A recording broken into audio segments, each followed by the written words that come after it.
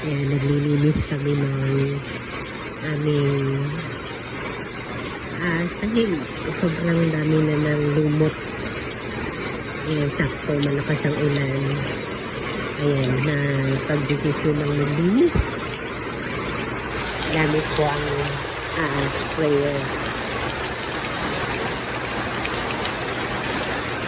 Talagang napasubo sa paglilinis kahit talaga kaulanan mo. Ayan. Bagay ngayon lang kasi merong time. Laging busy. So, ayan. Maya-maya medyo maputi na yung aming flooring. May bagyo ngayon eh. Ayan, kalagayan ng ating panahon for today and onward sa mga iba pang araw till Saturday until Tuesday because of the habagat pagkatapos noong bagyong Bising.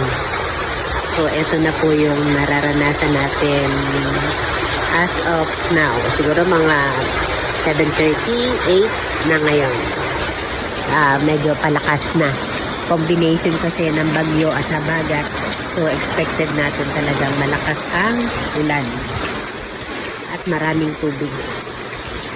Malaking bagay ang gumamit ng water sprayer na ganyan. Kasi nga, may added pressure sa kanya. Kaya, napapabilis yung trabaho na kung halimbawang walis o kaya ay brush ang gagamitin natin, ilang paulit-ulit kang magwawalis at magbabrush pero hindi siya agad matatanggal. Dito sa water sprayer, medyo matagal din yung pagproseso ng paglilinis pero once na madaanan yung lumot na nakadikit sa sahig, natatanggal siya agad.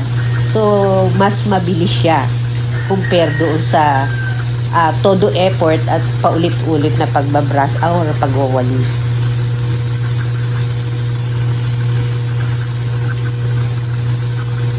Ito yung kinalabasan after ng ating water spray.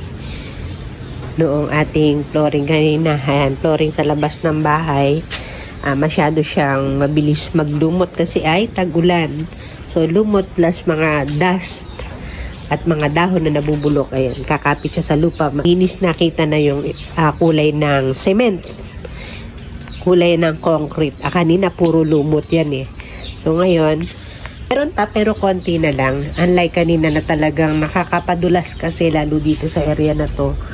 Ang limit naming tapakan yan, nakakadulas. Kung di ka makakakapit sa grills ng bintana, talaga madudulas ka ng tuloy eh.